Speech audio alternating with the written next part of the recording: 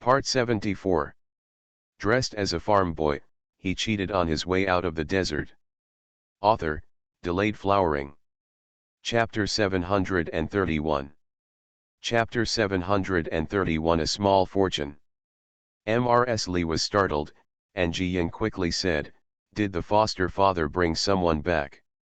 Mrs. Lee then smiled and said, "Yeah, counting the days, your adoptive father hasn't been back for a while. Make 2 more of his favorite dishes tonight." As they were talking, everyone arrived at the door, only to see Eunuch Feng getting off the carriage. Eunuch Feng was considered an acquaintance of the Li family. He smiled and came forward to greet me and said, "Hey, old lady, princess, how dare I trouble you two to come and greet me? The old slave came here today to deliver a reward to the princess." The emperor and the queen were chatting just now, saying that since the third princess met the princess, her temperament has become lively and cheerful, and she has become sensible and filial. The emperor and the queen are very happy. They specially selected some good things in the warehouse and asked the old slave to deliver them.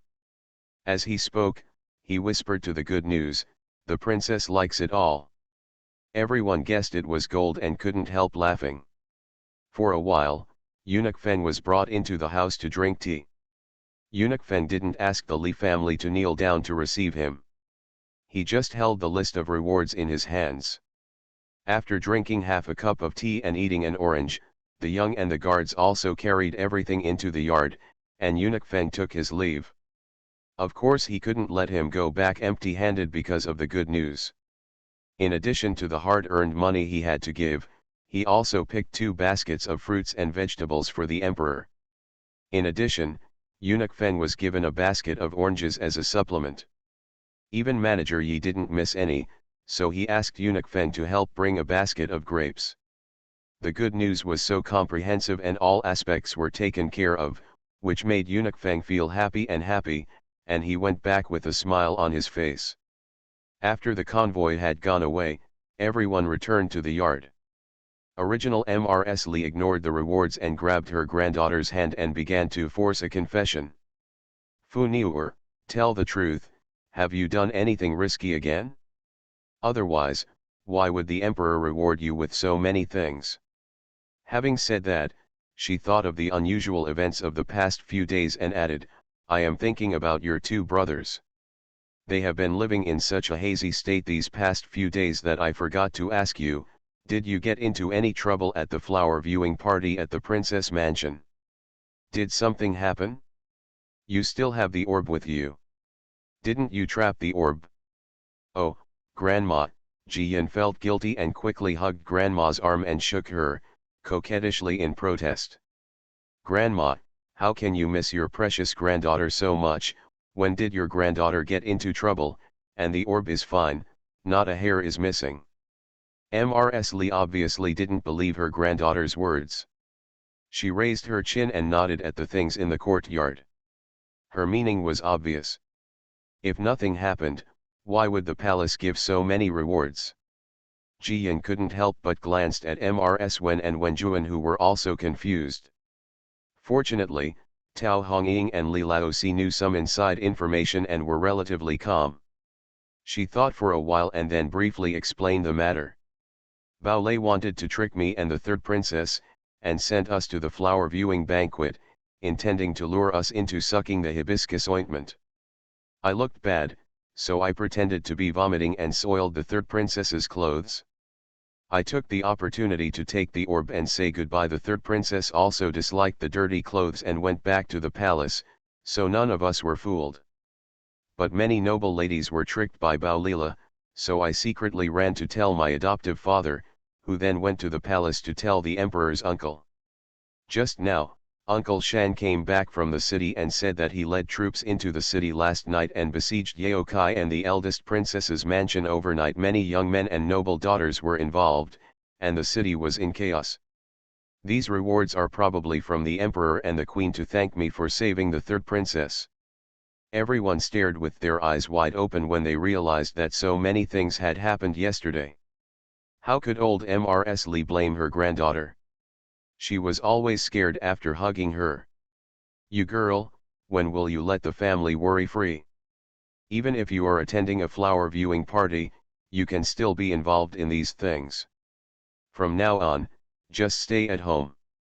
If you dare to run around, I will break your legs. Jian huddled in Grandma's arms, secretly making faces.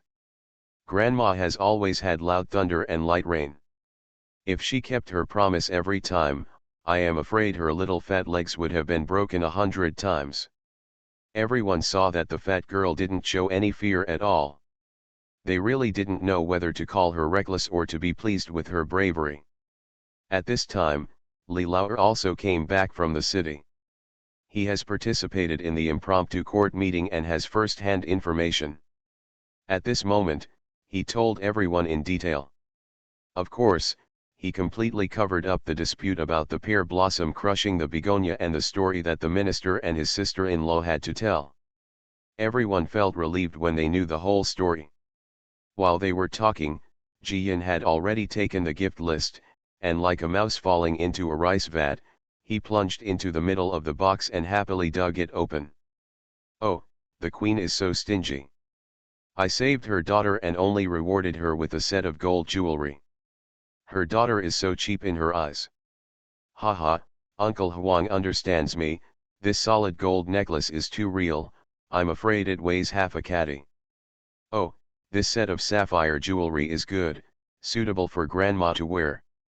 The good news was being read while nagging, making myself happy and making everyone dumbfounded. Mrs. Li couldn't help but said, Fu Niuer, Beizu is scared with you this time. Choose 2 things she likes and have them delivered to her tomorrow. I know, Grandma, that is my good sister, I will definitely never forget her, Jian responded with a smile, looking like a very loyal eldest sister, which made everyone laugh even more. Tao Hongying lamented, the Bao family's intestines are probably ruined. Why do they want to find our fat girl? Now that you can't trick our fat girl, you can get the entire mansion into it. Mrs. Li also nodded, looking very proud. My lucky girl is very lucky. If others treat her well, she will be blessed. Anyone who dares to harm her will not end well. There was no talking all night. After breakfast the next day, and after dawdling for a while, Jian found a box and put a forbidden step in the orb. This forbidden step is made of 5-color pearls, gems, and silk threads, with a green vine flower pendant woven in the middle, and several strings of tassels of different colors hanging from the bottom. It is really bright and beautiful. I am sure that when I receive the orb, I will scream with joy. In addition to this forbidden step, there are also a pair of red gold hairpins in the shape of a magpie climbing a branch and a pair of silk bracelets inlaid with rubies. These 2 things can be put into the dowry that Mrs. Jier has saved for Beizu, which is festive and valuable. Finally, Jian also distributed the orbs, a set of 12 palace fans, and a string of top-quality Canaanite incense bracelets. Mrs. Li has seen it and is very satisfied. She has a strong temper. For most of her life, she has only been owed favors by others, but she has never owed others or felt sorry for others.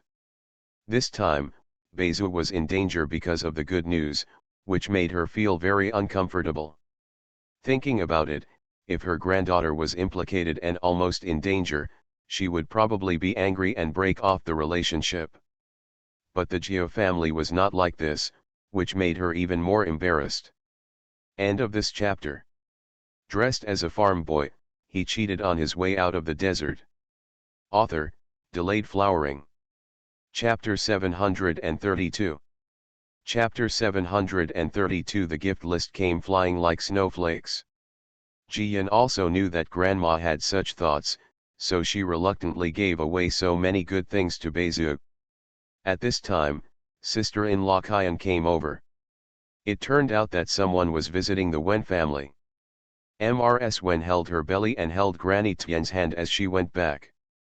Everyone is curious, because Mrs. Wen raised her baby in Sujintan, and what she covets is peace and quiet. From almost the time we moved here, no one has bothered me except close people like the Lu family. Speaking of Cao, Cao arrived. Just when everyone in the Li family was guessing, Mrs. Lu actually came to visit in a carriage. The Li family were very surprised and quickly welcomed her into the house to talk. The Lu family and the Li family are also close friends, and their children can run around in the back house so well that they are so familiar with each other. So Mrs. Li didn't mince words, she directly called Mrs. Lu by her maiden name and asked for clarification. Zitong, why are you here suddenly? Are you looking for something to do with our family, or are you here to visit Jinro and come to our house to sit down when you see she has guests? Mrs. Lu sat next to the old lady and said with a smile, Auntie, I came here today because I have something to do and to see you and Jinro. After that, she asked a little strangely, I saw that the carriage in front of Jinro's door had a sign with the word Gu on it. If I guessed correctly, there is only one person named Gu who walks around with Jinro in Zindu. Female Dean. But the Dean is so cold-tempered, why do you come here as a guest today? I don't know, Mrs. Li was also confused. After thinking about it, she asked Auntie to send a plate of oranges over and drop by to see how Mrs. Wen was doing. After all, Mrs. Wen is already 8 months pregnant. Not to mention pushing and so on, even being very angry may lead to premature birth. Soon, Shuiling came back and said, Mrs. Wen is fine. I was very happy to talk to the lady who came to the door. Everyone felt relieved, and Mrs. Lu also talked about business. Auntie, yesterday the Marquis showed great power in the city and wiped out a place called Yaokai, and also ransacked the eldest princess's residence. I heard that many people were implicated and imprisoned because of a product called hibiscus ointment. Does your family know about this? Mrs. Li didn't hide anything from her, she just said it briefly. Yesterday, Fu Niuer went to the princess mansion for a flower viewing banquet. She noticed something was wrong, so she found an excuse and ran out early. After the Marquis heard about it, he investigated a lot and found out a lot, which is why so many things happened. No wonder, Mrs. Lu suddenly realized and said with a smile, it turns out that the princess also went to the flower viewing party. No wonder so many people entrusted me to my place. As she spoke, she took 3 gift lists from her arms, put them on the table, and said, several noble ladies were also at the eldest princess's mansion yesterday. My aunt also knows who is the name of the eldest princess mansion now. It would be unlucky to stick to someone, let alone an unmarried girl. These families want to remove the girl's name from the list in the hands of the Marquis, but the Marquis is an upright man, and they can't say anything. So, they entrusted me to me through a good relationship, asking me to come and visit, hoping that my aunt or the princess would help me to say something. Mrs. Li frowned, and before she could speak, Mrs. Lu quickly waved her hand and said, Auntie, I am just a messenger. After all, these families visit our house a lot, so I have no choice but to make this trip. But if my aunt can't help, or if the Marquis has other arrangements, it's not a good idea to spoil the big thing just because I came to plead for mercy. Old Mrs. Li breathed a sigh of relief quietly and replied, I just know about this. I haven't seen Mr. Ho yet, so I have to ask him. We can't help, and we can't speak rashly, dragging down the Marquis and ruining the affairs of the family and the country. Auntie is right, I think so too, Mrs. Lu said with a smile, so I didn't even open the gift list, just because I was afraid of getting jealous. The guests also came over after seeing them off. Hearing about her sister-in-law's visit, she smiled helplessly and said, just now, Dean Gu suddenly came to visit because of this matter. Her natal niece got involved. As she spoke, she also took out 3 gift lists. In this case, Mrs. Li did not dare to accept it casually. Unexpectedly, another carriage came in front of the door, and Mrs. Jia actually came to beg for mercy. As soon as she saw the gift list on the table, she laughed, took 3 from her arms, put them on, and said, originally, I was still thinking about it on the way, for fear of causing trouble to my aunt. I'm fine now. I don't have to worry about the lice. I'm afraid my aunt won't miss these gift notes from me. Everyone was dumbfounded and took her to sit down and drink tea.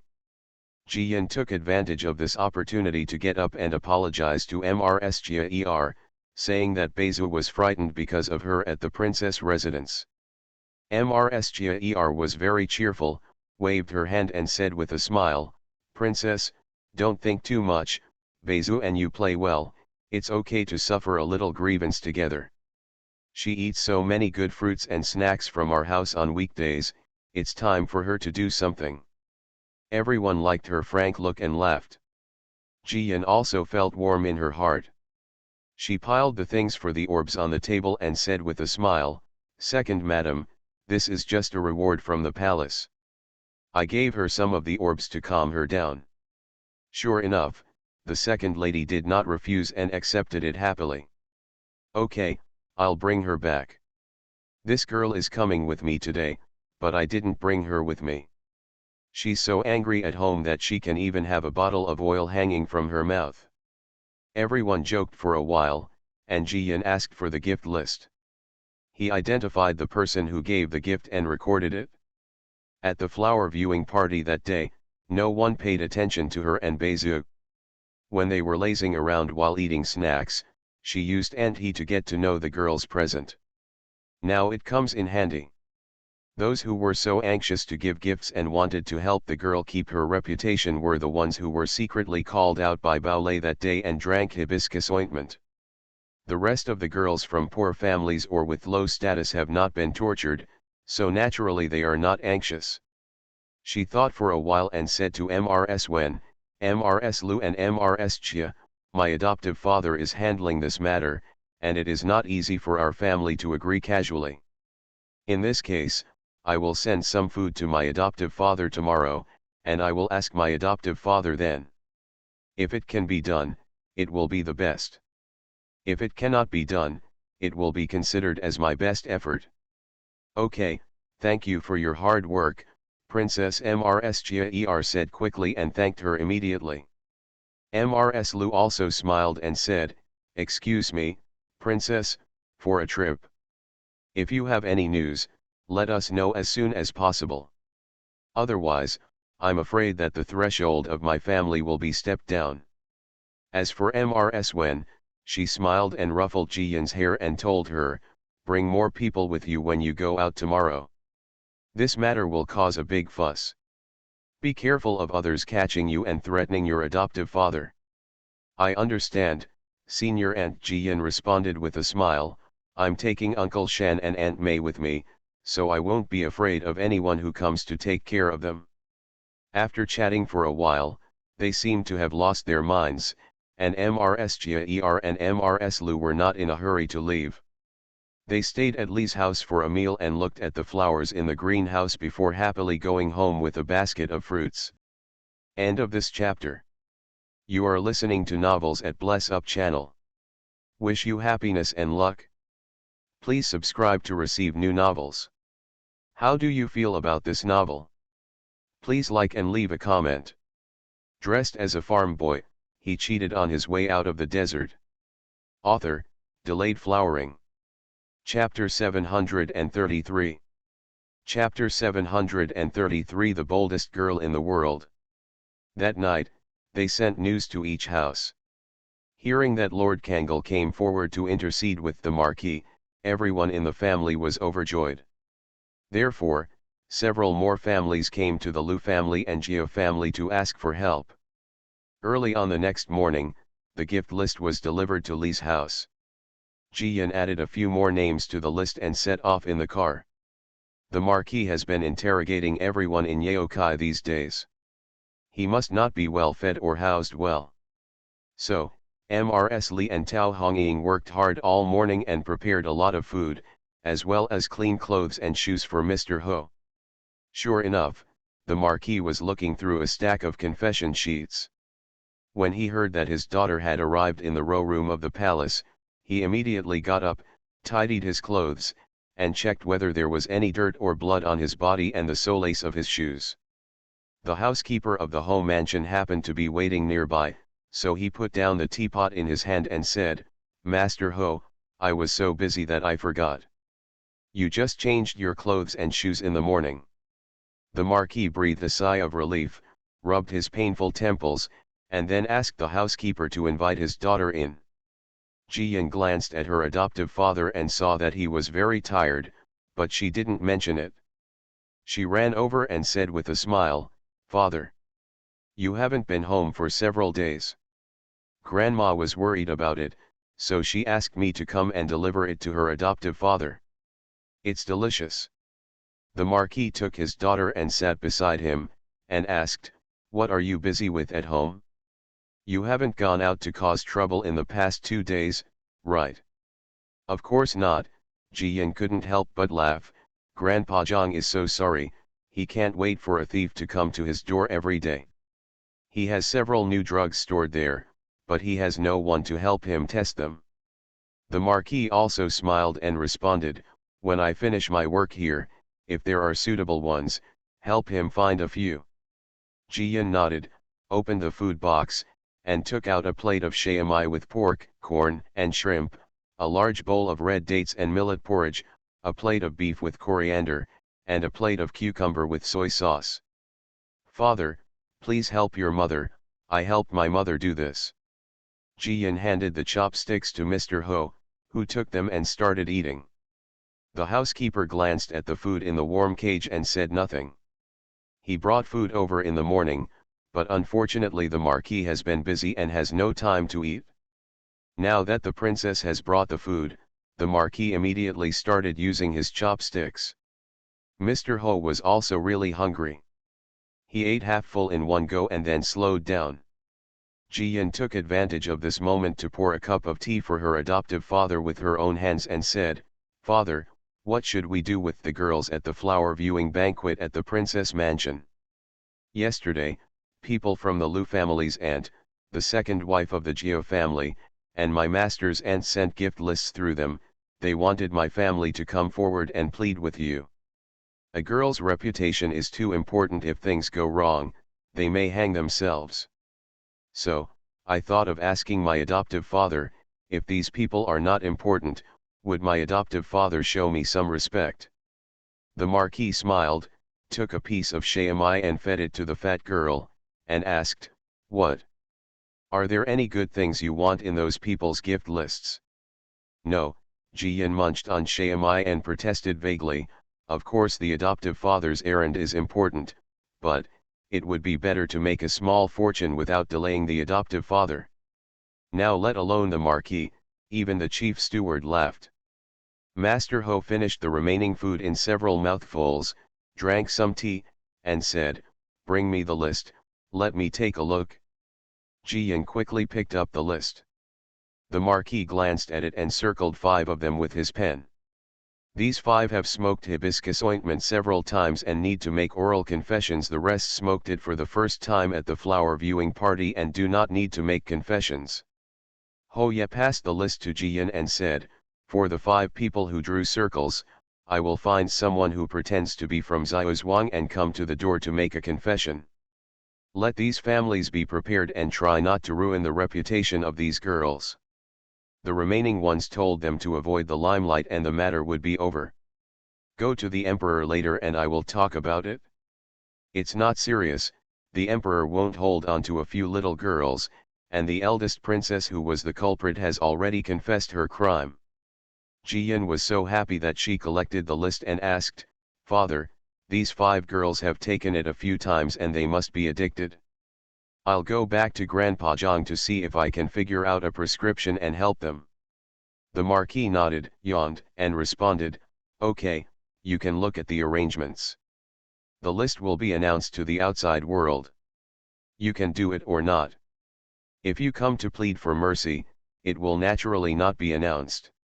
Whatever generous gifts they give you, you should just accept them." After saying that, he yawned again, as if his eyelids were heavy. Soon, he couldn't hold on any longer and fell asleep on the table. Ji-Yan quickly called the housekeeper for help and helped the Marquis to the makeshift bed. Ji-Yan was busy helping her adoptive father take off his shoes, cover him with a quilt, and gave instructions to the surprised butler beside him. "Uncle Steward, I think my stepfather is very tired, he must have not slept for 2 or 3 days. So, I just put some medicinal powder in his tea, which should make him sleep soundly for an hour. You must stay close to him here." "Okay, okay," the chief steward quickly responded, feeling very uneasy. The only one in the world who dared to drug his master and then left his master unprepared for the attack, was this fat girl. Jian packed up her things quickly and ran away. Although Mrsger was asked to bring good things back to Beizu yesterday, Jian still misses this little friend. So she went for a walk among the white clouds, packed some snacks, and went to Jia's house. Sure enough, as soon as Beizu saw the good news, he hugged her and never let go. "Sister Jian, did the third princess bully you that day at the princess mansion? Ugh, I was scared to death. Did you see the doctor? Did you take the bitter medicine? I listened to you and didn't go anywhere when I got home, I'm so good." Jian felt warm in her heart, greeted Mrsgia and the second wife, and ran to Beizu's room. Two little sisters sat together, head to head, talking quietly while eating. Jian told Beizu the dangers of hibiscus cream as simply as possible, reminding her to stay away from it in the future. He also made it clear how the third princess and Baolei were jealous of her and even framed her. She didn't expect Beizu to understand it instantly, but at least she wanted to leave an impression in her heart. In this way, if others want to plot against the orb and achieve the purpose of plotting against themselves, the orb will also be somewhat on guard. Beizu is like a hamster, with his mouth full. He nods from time to time, and I don't know how much she listens. At the middle of the sun, the Marquis woke up from his deep sleep and opened his eyes. He was still a little dazed for a while, but when he remembered what happened before, he immediately turned over and sat up. The housekeeper hurriedly came forward to serve him and whispered the matter. The Marquis was really dumbfounded. This fat girl is so courageous. Fortunately, there was no urgent errand, and no one from the palace was sent to summon him. Otherwise, he would have missed something important. But he also knew that the fat girl felt sorry for him because he was too tired these days. So, he took it easy, packed his things and went into the palace. After 3 days of busy work, the hibiscus ointment case finally came to an end. End of this chapter. Dressed as a farm boy, he cheated on his way out of the desert. Author, Delayed Flowering. Chapter 734. Chapter 734, Complain on behalf of the fat girl. The emperor has been waiting for the results of the interrogation. Seeing that his cousin came over just now, he asked, "But what is more difficult and delaying the time?" Of course, the Marquis cannot say that he was calculated by the fat girl. So he casually covered it up and said, "I was too tired after staying up for a few days, so I just fell asleep on the table." There was no one else in the room except Manager Yi, so the emperor sat his cousin down and said, "Now that most of the work is done, go back and have a good night's rest tonight." The Marquis nodded, pushed all the confessions in his hand to the emperor, and said, "Everyone's confessions are here." Previously, the defense was tight, no one was silenced or committed suicide, but a lot of questions were asked. The emperor quickly picked up the confession and opened the top few important ones. His brows furrowed deeper and deeper, and he was extremely angry.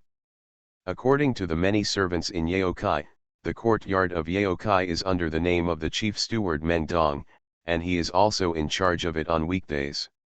Even when it came to receiving and delivering goods, Meng Dong had to contact the people from the south. Hibiscus ointment is delivered once every 6 months, and each time it is placed in a large wooden box, totaling 5 boxes. Originally, I thought that the customer base would be sufficient, but these products should be sold out within half a year. Who would have imagined that half of the goods have been left after half a year, and even the target customers have been locked up in the dock barracks? Meng Dong became anxious now. He looked for a breakthrough point among several of the most addicted guests, and finally selected the son of the eldest princess. Then he contacted the eldest princess and promised a huge profit. The son of the eldest princess has reached the point where he needs to hibiscus ointment 3 times a day. The eldest princess couldn't afford the money and didn't want her son to suffer, so she simply went into the water and became an accomplice. Even though the eldest princess is not popular with the royal family, she has a noble status. She comes out to hold flower viewing banquets or parties. The noble ladies from all the families are not prepared and are happy to attend. And the noble girls of various families have been locked up in the back house since they were young. They are more eager for new things and rebellious than men. Therefore, in just half a month before and after the year before and after, several noble girls were dragged into the trap. The eldest princess got the advantage and continued to hold the flower viewing party. If Baolei hadn't been greedy and wanted to harm Jiyan and the third princess, Jiyan would have found out and ran out to report the news. Even if it were delayed for 3 more months, at least 100 noble ladies in Kyoto would suffer. The emperor couldn't help but sigh, this kid Funiu is really lucky. The marquis also smiled and said, just now, the little girl came over to bring me food and asked me what the outcome of the interrogation was and whether I could preserve the reputation of those young girls. The emperor guessed it immediately, but someone came to the door of Li's house and wanted to cover up the scandal for his daughter. The marquis nodded. Funiu was careful and copied the list. I took a look and found that they were all insignificant people. 5 of them were the first batch of girls to be seduced by the Bao family. Just find any nanny to come quietly to the house and take a confession. Because there are confessions from the eldest princess and granddaughter, their words are just supporting evidence. The emperor thought for a while and then said, Funiu has already done meritorious service. When she comes to intercede, she must take the little girl's face into consideration. Besides, the girls from each family are not deeply involved, so we won't publish the list and try our best to cover it up. I believe that with this lesson, every family can teach their children strictly and not be easily deceived. Master Ho quickly stood up to express his thanks and said with a smile, Funiu is going to get rich again, and every family must have a thank you gift for her. In the future, she won't be sitting alone at flower viewing banquets or the like, with no one paying attention to her. The emperor felt distressed when he heard this, and couldn't help but complain on behalf of the fat girl. In addition to being from a low background, the Li family's ability to educate their children is the best in Tianwu. Not to mention how smart and well-behaved Funiu is, filial and sensible. Even the boys from the Li family are all successful in their own way, while the famous families are full of filth and scandal. Having said this, both of them remembered the unexpected revelations in the court a few days ago. Hence, Mr. Ho coughed awkwardly and quickly changed his words. Meng Dong confessed that in addition to the people who supplied the goods, there was occasionally a person hidden in a cloak who would walk around Yaokai on weekdays. I guess this person must be one of our Tianwu people, and his identity is known to many people, otherwise he wouldn't be so hidden. I will continue to have people investigate and try to catch this person as soon as possible. But I have a hunch that this person is probably inseparable from that side. After saying that, he looked in the direction of Shaokong Palace. The emperor also speculated in this way. After all, there are not many people who set up a yaokai in Tianwu and dare to disregard the safety of the entire Tianwu. When the sun set in the west, I left Jia's house and went back to Broken Gold Beach. By this time, the news had reached the homes of various noble ladies through the Jia family, Lu family, and other places. At first, all the families were anxious like ants on a hot pot. But when they heard that Princess Kangol had personally interceded with the Marquis, everyone finally felt relieved. In the whole of Tianwu and the whole of Xindu, no one knows that Marquis Xinting loves his adopted daughter.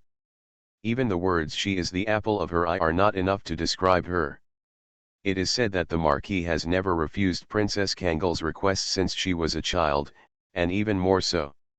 It is an existence that occasionally wants a star to play with, and in the end even the moon is held in its hand. When Jiyan arrived home, he was surprised to find that the third uncle, eldest brother, sixth brother, and seventh brother were all there. After all, they had just returned to Luoan a few days ago. As a result, her mother-in-law and her brothers gathered around her and looked at her carefully. They made sure that not a single strand of her hair was missing before she felt relieved.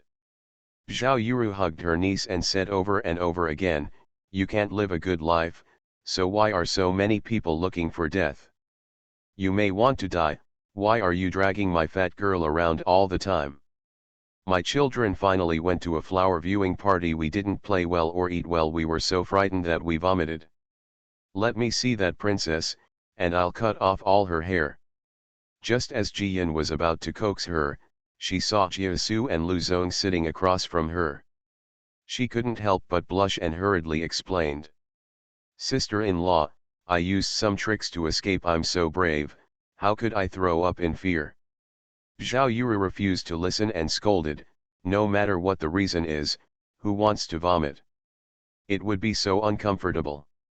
From now on, if you have nothing to do at home, go to Luoan. San Auntie will take you to play. We won't go to any other flower viewing party." Hearing the good news, his heart warmed. He hugged San Auntie and gave her a big kiss on the face. "I listened to San Auntie and I will never go there again." "Hey, that's right." Zhao Yuru took out the sticky cake she bought at the end of Luoan Street. "Eat something you like while it's hot to calm down the panic." Jiyan picked up Brother Li and Brother Cat, and the three siblings ate them separately. Occasionally, they would pinch a piece and stuff it into the eldest brother's mouth. This piece of sticky cake is about the size of mahjong. It took a while to swallow it, so Jiren puffed out his cheeks and chewed it non-stop, like a squirrel working hard to transport goods in autumn. It was very cute. This is really different from his usual elegance and stability. Jiasu and Lu Zong couldn't help laughing when they saw this. End of this chapter. Dressed as a farm boy, he cheated on his way out of the desert. Author, Delayed Flowering. Chapter 735. Chapter 735. A completely different Marquis. Jiren was teased by his two friends, so he called Brother Cat, Brother Jia and Brother Lu can try it too. Brother Cat immediately pinched 2 pieces of sticky cake and ran over, one for each person, and fed them smoothly. So, in the dusk at the end of winter, 5 or 6 children, big and small, all, without exception, puffed out their cheeks and fought with sticky cakes. Mrs. Li, Zhao Yuru and others couldn't help laughing, but they were happy that the children were getting along so well. Tao Hongying came in from outside. She didn't know the reason, but she also told her, "Eat less sticky cakes. The stuff is not easy to digest in the evening. We will grill some skewers around the stove at home so we can keep some food in our stomach." Brother Cat and Brother Li immediately cheered happily. Jiyan quickly asked his father and second uncle. He heard that they had gone to the valley and would be back soon, so they would not be left behind. She then thought about sending a message to Mr. Wen. It would be best to also send some grilled meat skewers to her adoptive father. As a result, at this time, Mr. Wen and Mr. Ho returned from the city together. Jiyan happily greeted her at the gate of the courtyard, and was finally carried on his shoulders by the Marquis and brought in again. Lu Zong and Jiasu both knew that the Marquis regarded Princess Kangal as his daughter, but they couldn't help but be surprised when they saw it with their own eyes. Where is this daughter-in-law? These are obviously eyeballs. In the dusk of winter, the fat girl sat on her adoptive father's shoulder, smiling brightly, like a happy flower. Lu Zong was envious in his heart, and for some reason, he gently touched his shoulder. Mrs. Li smiled and scolded her precious granddaughter, "Your adoptive father is so tired, and you still sit on his shoulder? Come down quickly. You think he is your father? He is so strong." Jiyan smiled and slipped down the arm of her adoptive father, held his hand and sat down, then ran to get fruits and snacks, as busy as a little bee in the flowers. the of war in the mouths of outsiders and the devil in the mouths of barbarians, is now the most ordinary father protecting the fat girl he loves most. Peel the orange, remove the veins, and deliver the orange to the girl's mouth. The Marquis is extremely skilled at what he does. Jiasu and Luzon were shocked to the point of numbness. Li Lao exchanged a few words with them and introduced them to the Marquis. The Marquis glanced at Luzon and asked, "Is Lu Qianjun your father or uncle?" "Hui ho, it's my father," Luzon responded quickly. The Marquis nodded and said, "I have the opportunity to greet your father on my behalf. Fortunately, Tianwu Southwest is guarded by him. Otherwise, in this peaceful corner, there would be no chance to recuperate." Luzon was very excited after hearing this and quickly saluted and thanked him. They, the Lu family, are kings with different surnames, and they have been guarding the southwest for many years.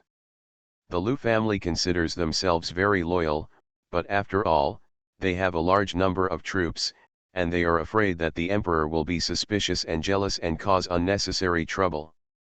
Therefore, this time he, the only legitimate son of the Lu family, the crown prince of Genoese, took the initiative to study in the new capital.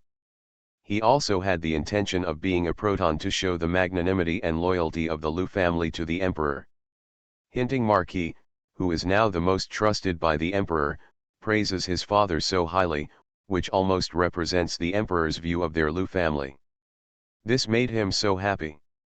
Jiasu's aunt was married in the southwest. He went there to visit her while he was on a study tour. On his way back, he encountered bandits. At the critical moment of life and death, Luzon and his entourage rescued him when they saw an injustice on the road, so the two of them went to Zindu together. They had similar interests and became good friends. Now Luzon's biggest worry can be half relieved, and Jiasu is also happy. With the Li family boys, the Marquis has always treated himself like an uncle, and he has never been cold-faced or arrogant. At this moment, while the food was not ready, he was chatting with the boys. "Grn, have classes started at the college? I suddenly asked for leave and came back. Is there any trouble for you, sir?" "No, Mr. Marquis." Grn smiled a little more narrowly and said, "Tomorrow happens to be the flower viewing day agreed upon by Baiwan Garden and the college. My husband and I told him to come back and borrow a few more pots of good flowers from my father. The teacher immediately granted leave, and also asked me to bring 2 more pots of orchids." Brother Li and Brother Cat were also smiling. Brother Cat said, "Yes, we followed on the pretext of helping the elder brother move the flower pots. Let's skip class together." The Marquis patted them on the shoulders and said, "Spring will start soon, so we don't need to take the carriage. There were a few horses in the military camp that were injured on the battlefield. I had them raised over the winter and they were much better. Although they could no longer go to the battlefield, they could ride on them without any problem. When Li Yong comes back in a few days, ask him to deliver it to you. You practice more on weekdays, and then you can ride a horse when you come back. It is fast and convenient. The house is too deserted on weekdays. Come back and spend time with grandma and sister when you have free time." "Yes, Lord Marquis," the 3 boys said in unison. Brother Li and Brother Cat were both extremely happy, and even Grn showed 8 teeth. No matter how old you are or how many books you have read, it is a happy thing to have the love of your elders. Luzon and Jiasu are not short of horses, but they don't have the horses that the Marquis of Zinting personally arranged and donated. It's a pity that this envy cannot come. Who told them not to have the surname Li? Soon, the barbecue stove, various meat skewers, vegetable skewers, prawns, seafood, etc., as well as the toppings were put out. Everyone in the Li family had eaten a few times, and they took off their outer robes skillfully and started to bake. Although Luzon and Jiasu have never tasted it, they can't make mistakes if they learn from others. So, the cold wind in late winter wandered around the courtyards of each house, and when it finally reached Li's house, he saw a group of old and young men in middle coats, surrounded by the oven, through the half-open door, with their faces full of red and twirling the meat in their hands. String. Occasionally sprinkle a handful of powder, and the fragrance explodes in the room like a small mushroom cloud. The fat on the meat skewers drips on the charcoal fire, making a sizzling sound and green smoke curling up. Li Laoxi's face was red from eating. He picked up the wine jar and filled a bowl for Mr. Marquis, Mr. Wen, and others. Even Jiaran, Luzong, and Jiasu also got a bowl, and Brother Li mixed half of the bowl. Only Cat Brother, who begged for a long time, only got a bite from his fourth uncle. As a result, it was so spicy that he ran into the house screaming and asked his sister for a fruit drink to rinse his mouth. Everyone was laughing, grilling skewers in one hand and holding a wine bowl in the other, feeling comfortable and lively. Luzong and Jiasu soon became half drunk. Their faces were red and their eyes were blurred, but the meat skewers in their hands were often brought to their mouths. Jiaran slowly grilled 2 skewers of chicken wings. This is specially left by the family when they kill chickens during the Chinese New Year.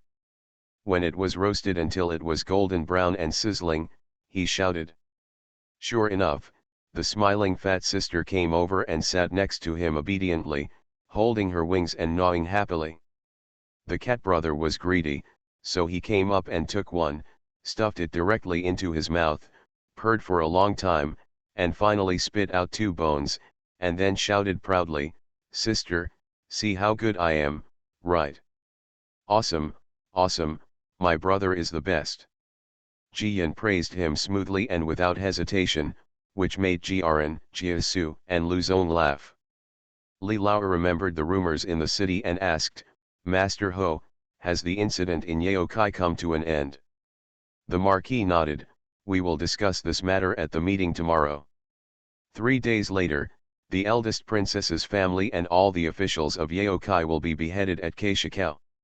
Most of the remaining young servants were caught by their families and coerced into working, and would be sentenced to several years of hard labor. As for those who smoke hibiscus paste, no matter how serious it is, they will be put to death. It will be harmful to Tianwu if someone uses hibiscus paste to lure them again in the future.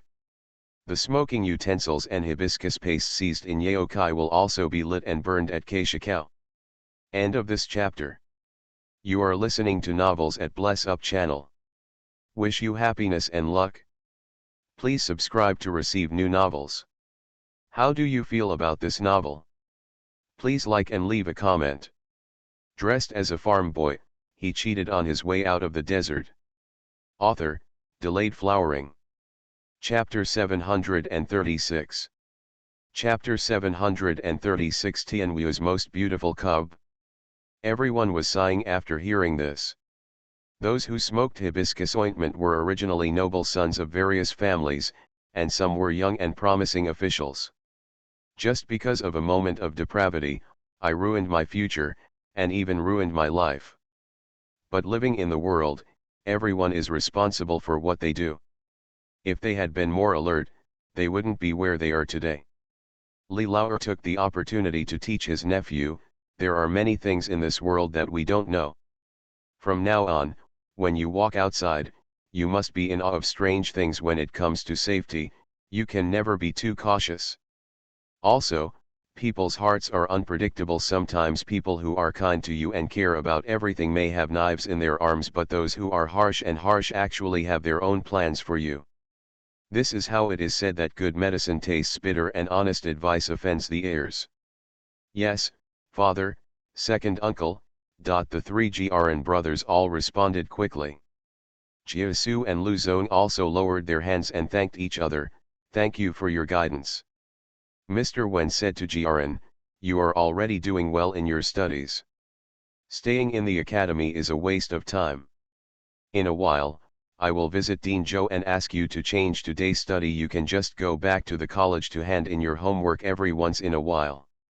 The rest of the time, you can walk around the surrounding prefectures and become familiar with the general affairs at home, or even follow me to the government office to help. In short, reading is not about rote reading, and scholars are not just about reading. The knowledge and experience you deserve will be beneficial to your future scientific examinations. Grn quickly stood up, saluted, and responded, "Yes, students will follow the teacher's arrangements." Brother Li looked longingly at Mr. Wen and his second uncle, and wanted to go to school with his eldest brother. After all, listening in this arrangement is more interesting than attending classes at the academy. Unfortunately, Li Lao rubbed his nephew's hair and smiled, shattering his hopes. "Although you have been admitted as a scholar, your study time is too short and your studies are not solid. You should just study for a few more years with peace of mind and don't worry about studying abroad." Brother Li also knew this and could only respond reluctantly. Brother Cat opened his greasy little palm, patted his brother's shoulder generously, and smiled to comfort him. "Brother, don't worry, I will study with you. Brothers, if you have something to do, go to the battlefield, don't worry, no one in the academy will dare to bully you as long as your brother is here." Brother Li couldn't laugh or cry when he heard this, but everyone was amused by the boy's naughty appearance and laughed loudly. Jiyan quietly pulled his adoptive father's sleeves and found out that those noble girls were indeed not on the list and did not need to be beheaded, so he felt relieved. She asked Shui Ling to pack some meat skewers, and carrying half a jar of wine, she sneaked to the back of the village to find Dr. Zhang. Miracle Dr. Zhang was guarding the brazier, drinking wine and licking his skewers. He didn't even say a word of good news before he threw her a prescription.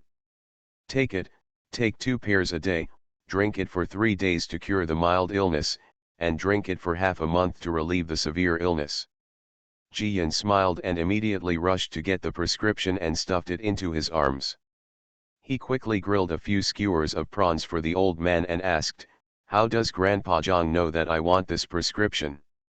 "Humph, you are my apprentice, how can I not know what you are thinking?" Dr. Zhang rolled his eyes, looking as arrogant as ever.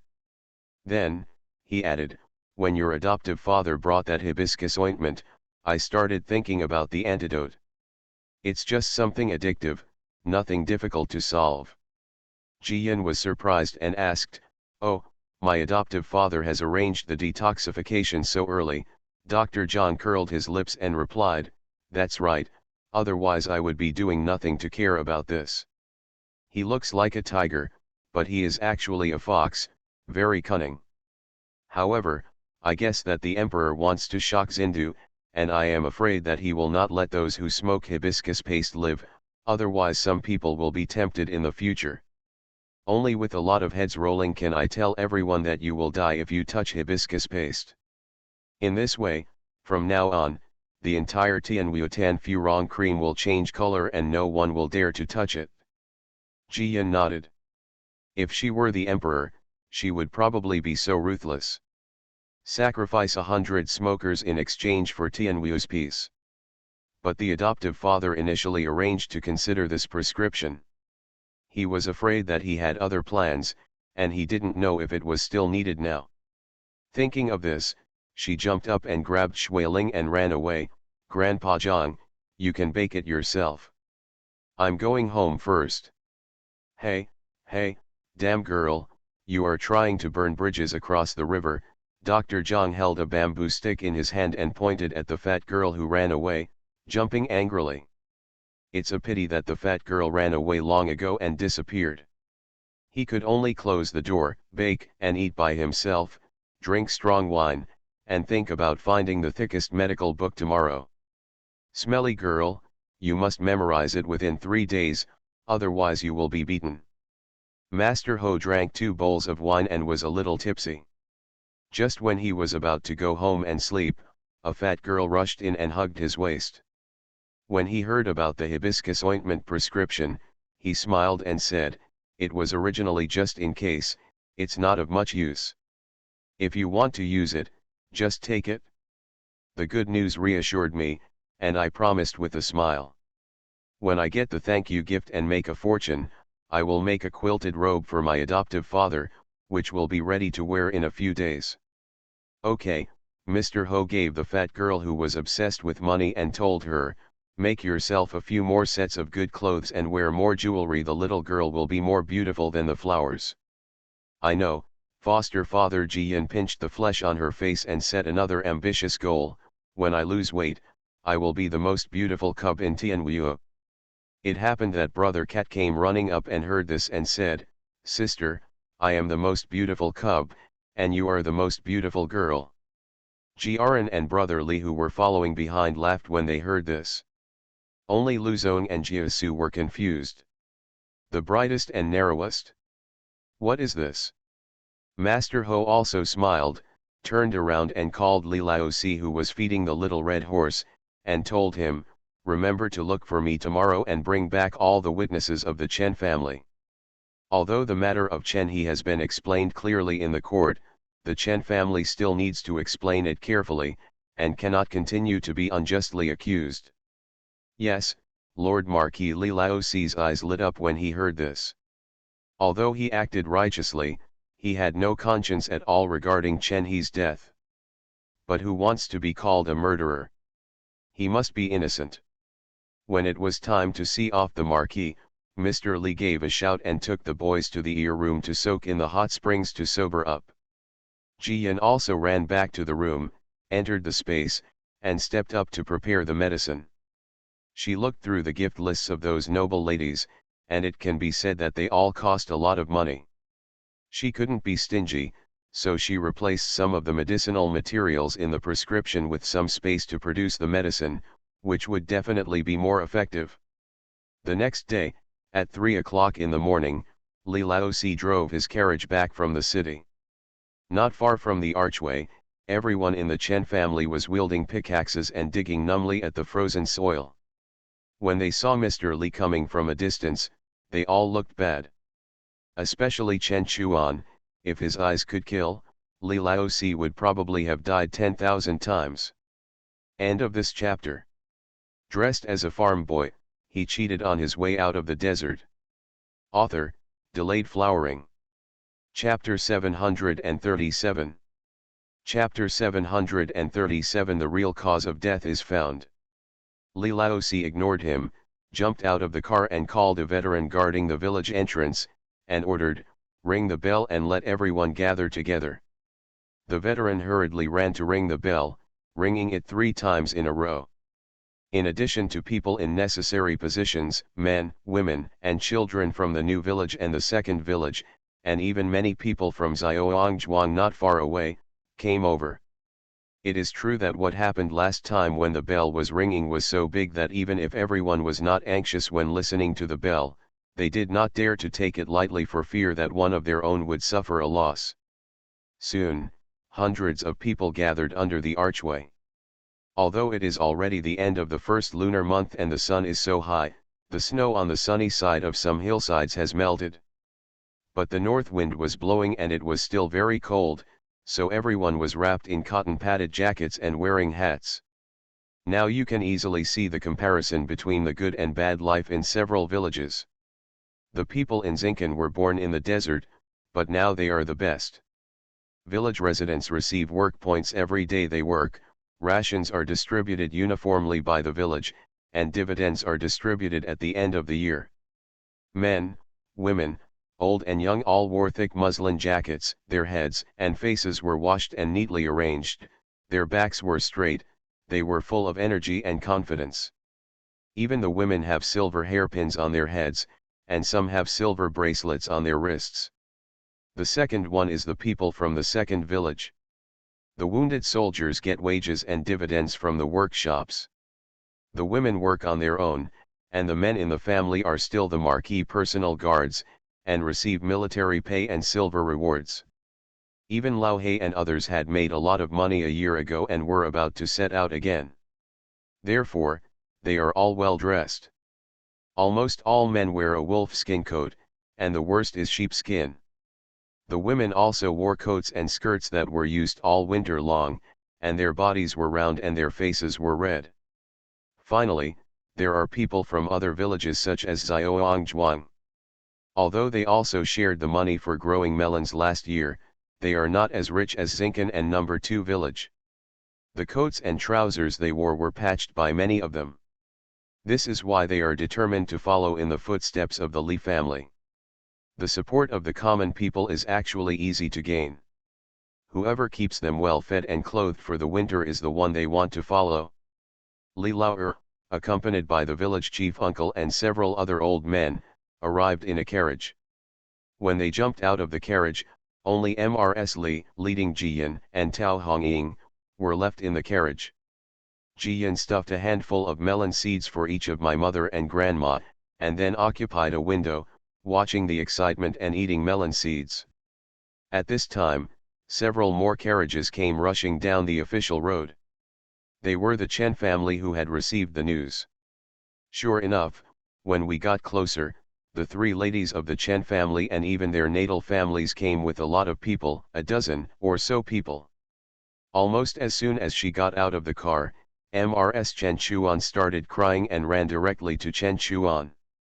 She felt sorry for her husband's dirty clothes, and she felt even more sorry for his thin cheeks and calluses on his hands. Mrs. Chen also had a bad look on her face. She stood beside Mr. Chen, counting the beads in her hand crazily and chanting, "What a sin, what a sin. Mr. Chen has been suffering for so long." When he suddenly saw his wife, he thought she would bring some food. But instead of chanting Buddha's name, he was so angry that he didn't want to say a word. Mrs. Chen on the other hand, stretched her neck and looked for her husband in the crowd, but couldn't find her husband for a long time. Then she turned around and muttered to her brother, not knowing what she said. Li Laozi was born with supernatural powers, and now he has joined the Northern Expeditionary Army. His style of doing things is, don't make a fuss if you can do it. Therefore, he decided to leave the matter to his second brother decisively after having to deal with it with the Chen family today. Li Lao asked a few questions carefully, then looked at the personal and material evidence brought back by the Marquis, and then turned to everyone. He glanced at everyone in the Chen family and said loudly, "That day, you Chen family came to Sujintan carrying a coffin, and you kept saying that Chen He was killed by the fourth son of my family, and that you wanted to bury Chen He in Sujintan. The Li family thought that you had lost your son and your mother, so they raised their hand and exempted you from the crime of being buried alive and left to do hard labor outside the village. Everyone in us at Sujintan is hard working. In fact, there is no shortage of you people to dig ditches. I just keep you here for the day when the truth comes out." Previously in the court, the emperor and all the civil and military officials had spoken about the dangers of hibiscus paste. Chen He died from drinking too much hibiscus paste and was drained of his essence and blood. It was precisely because of Chen He's death that the court and the emperor paid attention to it and secretly investigated the hibiscus ointment. Presumably, your Chen family also knows about this, right? No one in the Chen family nodded, but they looked a little guilty. At first they wanted to bury Chen He in Sujintan because they were shouting that Chen He died in the hands of Li Laozi. Now that the real cause of Chen He's death has been found, everything they did and the hard labor they are doing now seems even more ridiculous and stupid. Li Lao ignored them and said, "You may say that our Li family has done some tricks to attribute Chen He's death to hibiscus ointment to avoid culpability. Then let's take a closer look today and see how Chen He died. Who gave him the hibiscus ointment? Who even killed your old lady?" "Old lady?" Mr. Chen and Chen Chuan were both surprised. They raised their heads suddenly and wondered what else was strange about my mother's death. Li Lao signaled two villagers to open the carriage that Li Laozi had rushed back, and pulled off a woman and a long attendant. Both of them had been locked up for a long time. Their clothes were dirty and dirty. There was a lot of rotten straw rolled on their heads. Their faces were pale and their lips were chapped. They were very embarrassed. Li Lao pointed at them and asked the Chen family, "You should know these two people, right?" Chen Chuan tried his best to hold back his shock and doubts, and responded, "My mother-in-law is the one who serves my mother, and the chief attendant is my second brother's errand boy." Li Lao said with a smile, "This is easy to handle." He took out two confessions and threw them to Chen Chuan. Chen Chuan glanced at them quickly, his face turned livid, and he didn't want to believe them at all. "Impossible, this is absolutely impossible." Mr. Chen was impatient. He snatched the confession and read it again. He was speechless and didn't know what to say. Li Lauer continued to explain to everyone, Chen he had already taken hibiscus ointment before he went to the northern expedition, but the addiction was not that big. Logically speaking, he should be able to quit and become a pillar of the family and the country. But his second uncle, the second master of your Chen family, tried every means to send hibiscus ointment into the military camp, so that Chen he took more and more, making it difficult to leave. Finally, the military camp was under martial law, and Chen he died suddenly on the school grounds without the hibiscus ointment. And this long follower is responsible for helping Chen Lauer deliver hibiscus ointment to Chen he. After saying that, he pulled off the straw ball that was stuck in Chang Sui's mouth. Chang Sui was locked in prison and had not seen the light of day for almost 2 months. Now he finally saw an outsider. He was extremely excited and wanted to avenge himself more and more. He almost cried and threw himself at Chen Chuan's feet. Third master, it's not the servant who wants to harm the young master, the servant doesn't know what's in the jade box. The second master asked the servant to give it to the young master, so the servant gave it to him. Ugh, the management in the military camp is very strict. I spent a lot of time and bribed a lot of people to send things in. I even lost my monthly salary. Fortunately, the military camp asked my family to send me something at the end of the month, so I put the jade box directly into the package. But then, the second master suddenly stopped sending it, and the servant didn't know what was going on, let alone that it would kill the young master. End of this chapter. Dressed as a farm boy, he cheated on his way out of the desert. Author, Delayed Flowering. Chapter 738. Chapter 738, Chen Lauer, something happened to you. Chen Chuan kicked him away and couldn't react for a long time. Li Lauer ignored him and opened the woman's mouth again, saying, "Tell me how you poisoned your old lady to death." Poisoned to death? Everyone present gasped.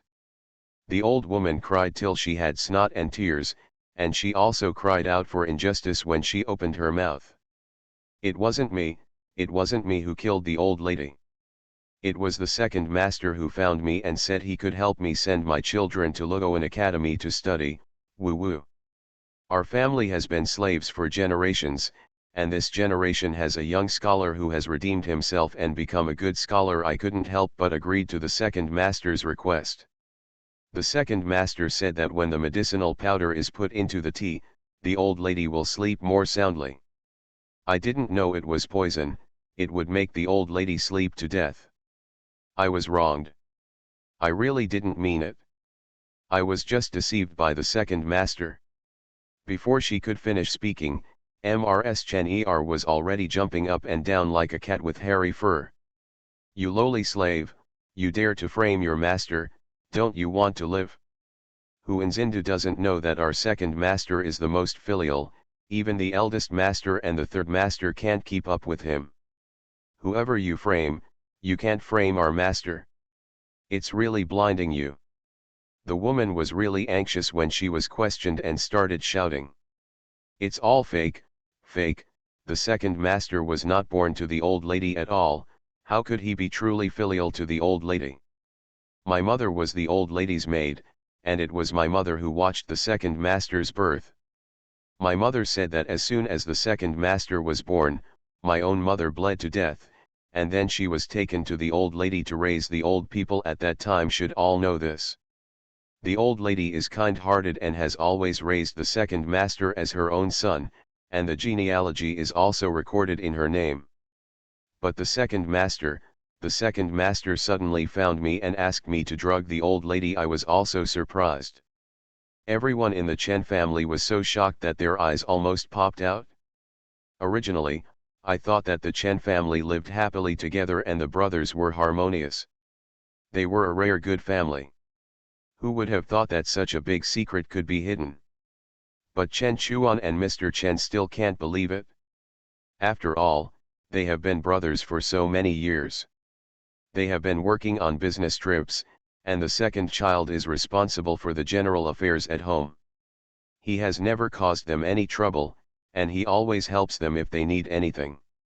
Even if the second child goes out for shopping, he will bring back a box of good snacks to honor his old mother. I am afraid of heat in summer and cold in winter, so I take extremely good care of him. Even the old lady herself said that the most filial of the three sons was the second. How can it be? How could it be possible that the second child killed the mother? No, you're talking nonsense, it's definitely not the second brother. Chen Chuan's eyes turned red. He wanted to say that the Li family bribed their slaves, framed the second brother, and made his own family look embarrassed. But the Li family has taken off the blame for killing Chen He, and there is no need to frame the second brother for killing the old mother. To say the least, even if it is a false accusation, he should be framed. Mr. Chen also said, it is indeed impossible. Even if the second child is not the mother's biological child, he will not kill her. He is the most filial. Li Laoer glanced at the brothers with pity, watched someone coming from the village from a distance, and said, the filial brother you said is here, you can ask it yourself. If you hadn't blamed my family for Chen He's death, our family really doesn't want to have anything to do with your family's bad things. Everyone in the Chen family looked bad, but they had no choice but to suffer. Chen Laoer has been locked up in Dr. Zhang's house during this period of time. Once you get here, it will be safe there, and no one who goes in can even think of escaping. Secondly, it is also the utilization of waste. Chen Laoer has made a lot of contributions to the prescription of hibiscus ointment for withdrawal. Unfortunately, Divine Dr. Zhang has never been a thorough and careful person. After figuring out the prescription, Chen Laoer was thrown aside. Whenever I think of it, I throw in a steamed bun. If I don't think of it, I go hungry for a few days. So, let Chen Laoer choose, he would rather follow the family and swing the pickaxe. At this moment, he was so thin that he was no longer human, and his face was livid from the cold. When he saw the Chen family, he felt like he had seen a savior. He stumbled forward and started crying. Brother, third brother, give me something to eat quickly, I'm going to starve to death. After saying that, he spotted his wife again with sharp eyes, so he jumped 3 feet high with joy. Madam, are you here to pick me up? Can you go home? Mrs. Chen Er's expression was very complicated. One part was distressed, the other 4 parts were unfamiliar, and the remaining 5 parts were guilty. Hearing her husband's question, she not only did not reply, but stood back again. Mr. Chen was stunned for a moment, instinctively feeling bad. Looking at Chang Sui and the old lady on the ground, his heart suddenly fell from his chest and shattered into pieces. It happened. He subconsciously took 2 steps back, his eyes rolling around. Before he could think of a countermeasure, Chen Chuan had already rushed forward and pulled his collar fiercely. Second brother, tell me. Did you kill my mother? Did you send Chen He's hibiscus ointment to the military camp? Ahem, let me go and listen to me. Chen Laoer tore Chen Chuan's arm. I don't know if he was too excited, but he suddenly had difficulty breathing, and his nose and tears instantly flowed down. Chen Chuan was startled. As soon as he let go of his hand, Chen Laoer fell to the ground, trembling and twitching as if scratching his heart and liver. No one knew what happened, especially Mrs. Chen's second wife, who had already complained about Chen Chuan. Third brother, the matter is not clear yet. Why did you strangle your second brother to death? Chen Chuan frowned. He had been working for so long and he was indeed much stronger, but he wouldn't be able to strangle someone to death without realizing it. At this time, Li Laoer spoke. He didn't have a problem with strangulation, he was addicted to smoking. Sure enough, Chen Laoer took a breath, and without caring about who was in front of him, he pulled up his trousers and shouted. Give me a cigarette, give me a puff, quick, I'm going to die, give me a puff. Li Laoer shook him off in disgust and took 2 steps back. However, Chen Chuan endured the shock and squatted down and asked, "Second brother, as long as you tell the truth, I will find hibiscus cream for you. Did you ask your mother-in-law to poison my mother to death? Did you send me hibiscus ointment to Xiao He?" Chen Laoer felt extremely uncomfortable and rolled on the ground, shouting, "No, no, I don't know, give me a puff, I'm going to die. Give me some smoke, burn me some smoke." Chen Chuan wanted to speak, but Li Laoer said, "After half a cup of tea, he won't be so harsh." Everyone was silent except Chen Laoer, who rolled on the ground and even grabbed a stone and hit himself on the head. Finally, he couldn't hold on anymore and shouted like crazy. "It wasn't me who caused Xiao He followed me to Yaokai to have fun, and we tasted hibiscus paste together. Later I heard that Xiao He went to the military camp, and the steward of Yaokai asked me to deliver hibiscus ointment to Xiao He. As long as I give it away, he will give me a share for free. I didn't know it would kill Xiao He. I didn't know." Chen Chuan couldn't bear it any longer. He straddled Chen Laoer and slapped him hard several times. He cried and cursed, "You are his uncle. How can you take him to smoke hibiscus cream? You still have the nerve to lie after Xiao He's death. You have been encouraging us to seek revenge from the Li family. You just want to cover up the fact that you killed Xiao He, right?" End of this chapter. You are listening to Novels at Bless Up channel. Wish you happiness and luck. Please subscribe to receive new novels. How do you feel about this novel? Please like and leave a comment. Dressed as a farm boy, he cheated on his way out of the desert. Author, Delayed Flowering. Chapter 739. Chapter 739, Flowers outside, mud inside. The pain on Chen Laoer's face was severe, which made his desire for hibiscus cream lessen. He tried hard to defend, "It's not me, it's the steward of Yaokai. They asked me to take you to find trouble with the Li family, so that the whole of Xindu will be afraid, and then the young masters who were imprisoned in the military camp can come out. He said that Xiao He died because he saved many people. They just gave me 2 boxes of hibiscus ointment, and I didn't want anything else. Don't blame me, really don't blame me, I was forced to." "Okay, you said you were forced to kill Xiao He, but what about Mother? Mother didn't treat you well, you want to kill her." Mr. Chen also stepped forward and kicked Chen Laoer hard in the stomach. Chen Laoer curled up in pain, looked up, and saw Chen Chuan and Mr. Chen standing together. They had similar looks. People could easily recognize them wherever they went. They were brothers. Only he suddenly became furious and roared like a wild animal. "You said the old lady was good to me, how could that old witch be good to me? You are both boys from the Chen family, you two are her biological children, you have to study and practice martial arts since you were young, and then become officials and generals.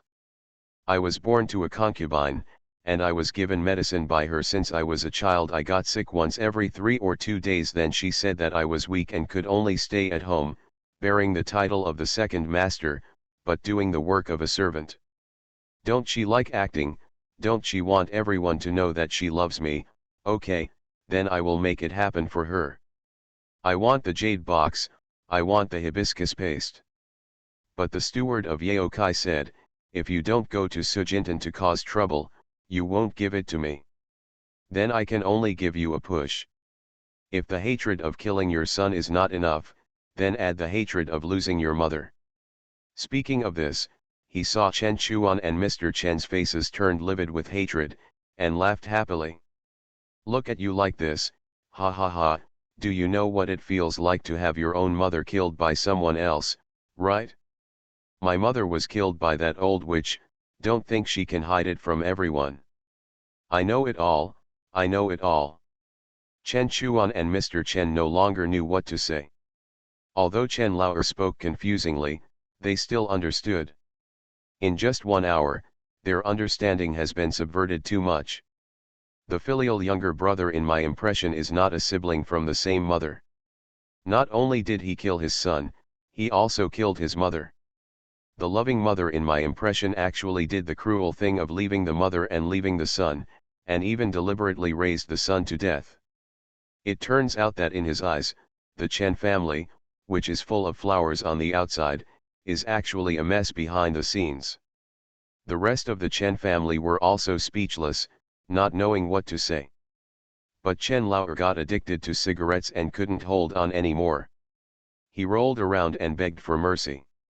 He even grabbed Chen Chuan's trousers and shouted that he would pay for the old lady's life, as long as he took a puff of cigarette. Everyone looked at his embarrassed look with a little more fear in their eyes.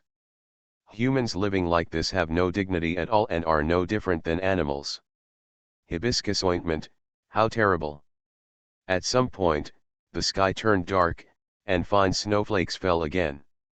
Li Lauer was afraid that his wife and niece who were watching the fun would be cold, so he asked someone to tie up the woman and his attendants, as well as Mr. Chen throw them into the carriage and send them back to the city. They were all involved in the hibiscus paste case, and they were going to be beheaded at Keishikau together. Seeing the carriage go away, Mrs. Chen suddenly burst into tears, looking very aggrieved.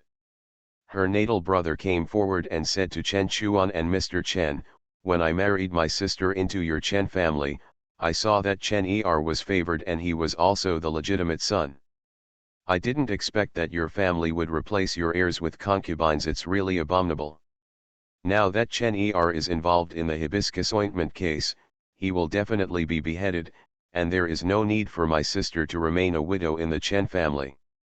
We will take her and the child back to her parents' home to live there, and we will not have any contact with her in the future." After saying that, he took his family, took Mrs. Chen and left.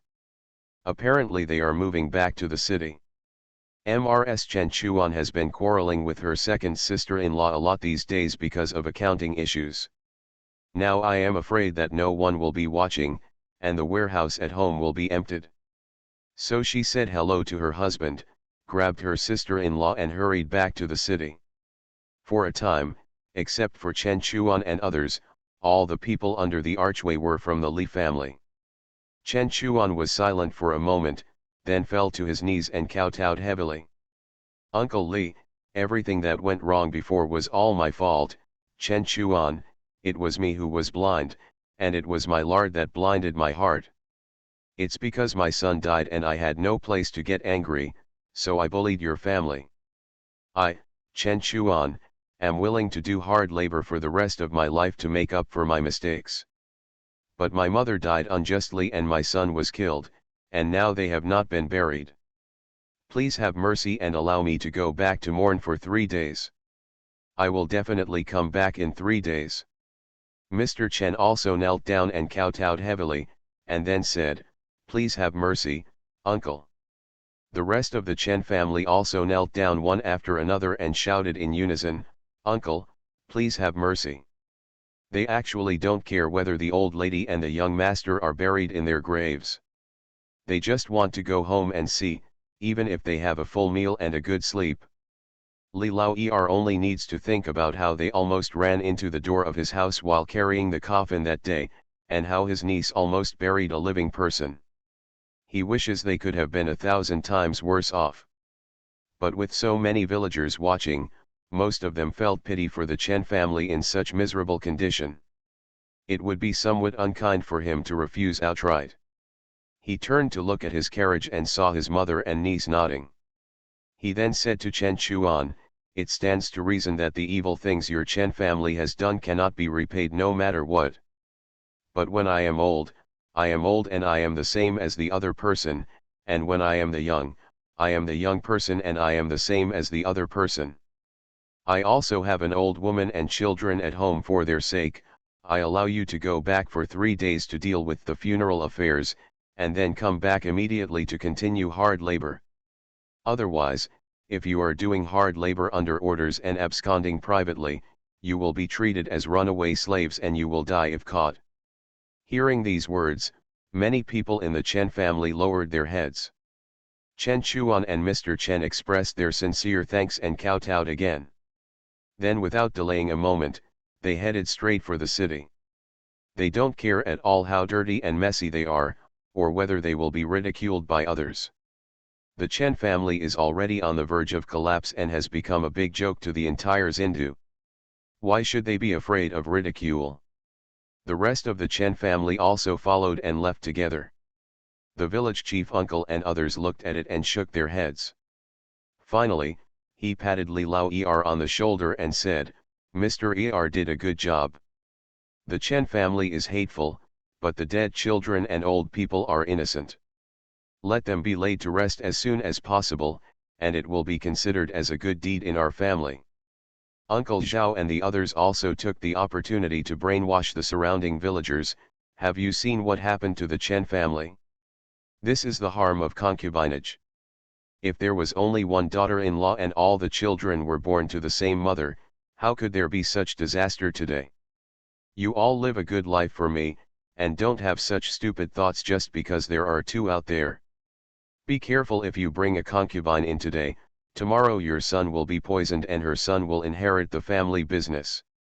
Before the villagers could respond, the village chief uncle took up his pipe and pot in annoyance. Taking a concubine, who wants to keep a concubine? End of this chapter. Dressed as a farm boy, he cheated on his way out of the desert. Author, Delayed Flowering. Chapter 740. Chapter 740. This compliment is inappropriate. The villagers shrank their necks and did not dare to say a word. It turns out that the money was divided during the Chinese New Year, and each family in the village had 200 or 300 taels. The women were so happy that they just sewed new dresses and bought a silver hairpin, but the men had vague thoughts that they shouldn't have. Uncle Zhao and the others patrolled for several nights, and they heard a few things while the villagers hid behind firewood piles to take shelter from the wind and gossiped. But the village chief uncle didn't know, so he was so angry that he just stared and cursed. "You bastards, who wants to take a concubine? Come, tell me. Let's see if I can beat out your egg yolks. It's only been a few days since the good days, and you're already so off you really think no one can cure you, right? One daughter-in-law is not enough for you to sleep with, and you want to bring back the whole family for me. Isn't it really too long for me to live a long life, and I don't think my life is easy." The village chief waved his pipe and pot, and the men in the village laughed dryly, blushed and had thick necks. On the other hand, the women straightened their backs and felt proud. Since all the old men have heard about it, how can they, the people next to them, not know about it? It's just that, although they earn work points and keep the family's money, they never really put themselves in the same league as men. Knowing that the men were thinking carefully, they were afraid and secretly wiped away their tears. They didn't even dare to report it to the village chief, let alone let the Li family know. Now that the village chief is supporting them, they finally feel that they have some confidence. The village chief pointed at the women and continued to scold the men, "These are your married couples.